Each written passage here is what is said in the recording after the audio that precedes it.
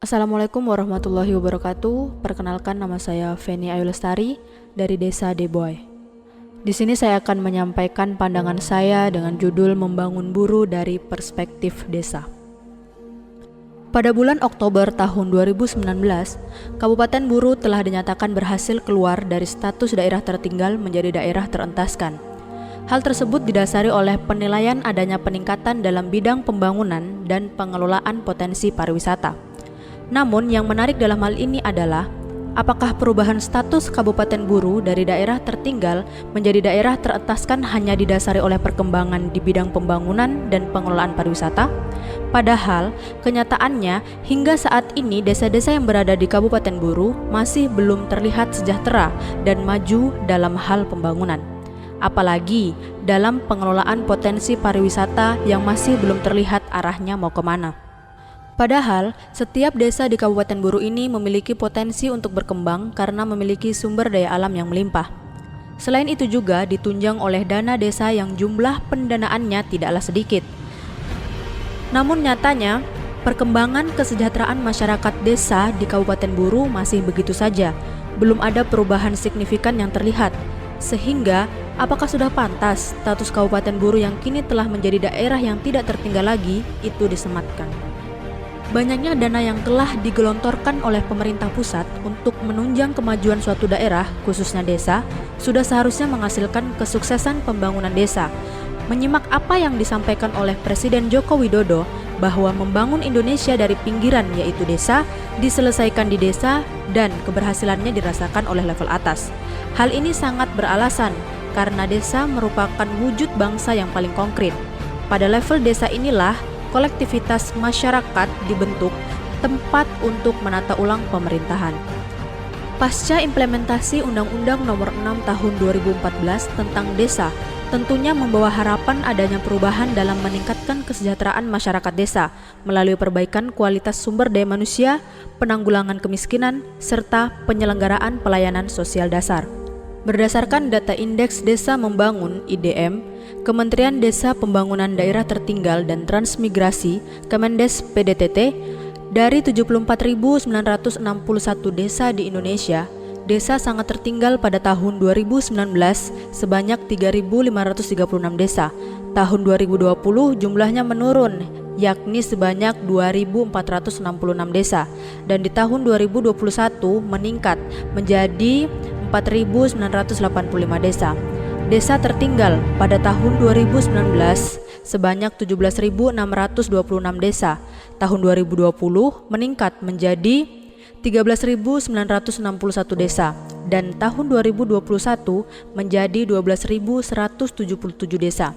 Kemudian desa berkembang tahun 2019 sebanyak 38.185 desa, tahun 2020 sebanyak 39.866 desa, dan di tahun 2021 sebanyak 38.086 desa. Dari data tersebut, Kabupaten Buru termasuk dalam desa berkembang.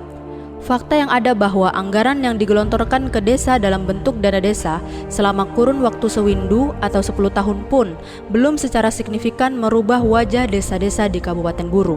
Adapun rincian dana desa di Indonesia yang telah disalurkan sejak tahun 2015 sebesar 20,8 triliun, 2016 sebesar 46,7 triliun, pada 2017 sebesar 59,8 triliun, 2019 sebesar 69,8 triliun, 2020 sebesar 71,1 triliun, dan pada 2021 sebesar 72 triliun.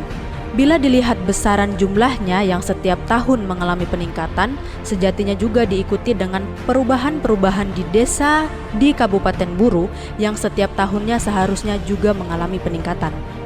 Di samping itu, kasus korupsi setiap tahunnya juga meningkat. Dari hasil pemantauan Indonesian Corruption Watch atau ICW, tercatat 181 kasus korupsi dana desa dengan kerugian negara sebesar 40,6 miliar. Masih tingginya korupsi dana desa menunjukkan kegagalan tata kelola pemerintahan desa.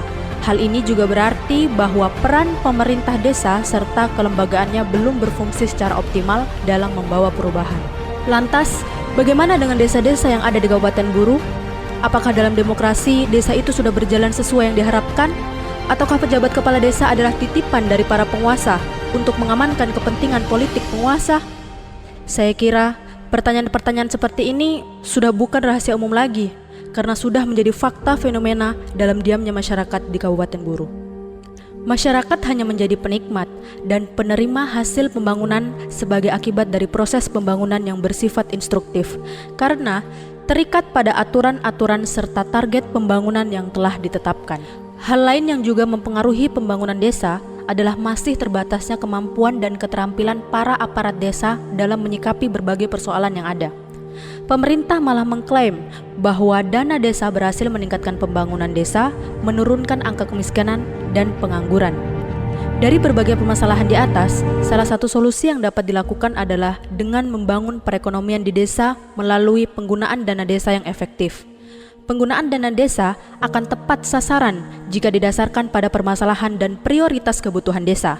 Dengan begitu, hasil dari pembangunan dana desa dapat langsung dirasakan manfaatnya oleh masyarakat di Kabupaten Buru.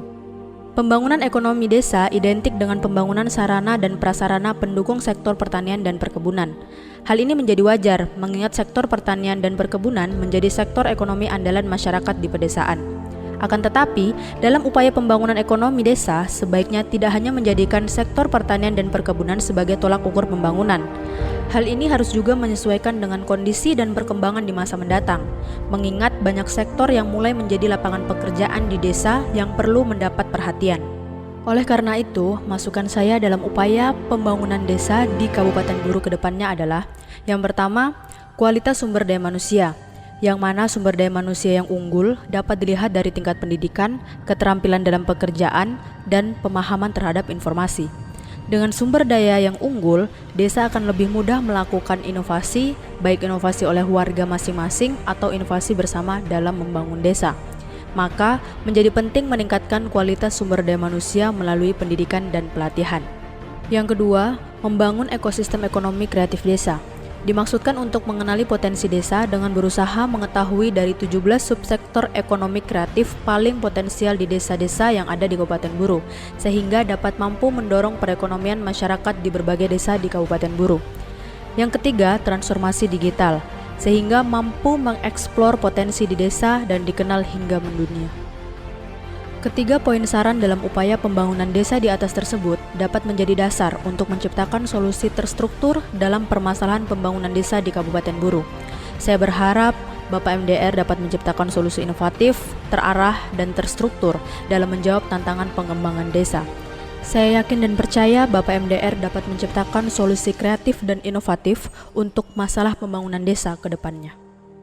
Demikian pandangan saya, kurang lebih saya mohon maaf. Wassalamualaikum warahmatullahi wabarakatuh.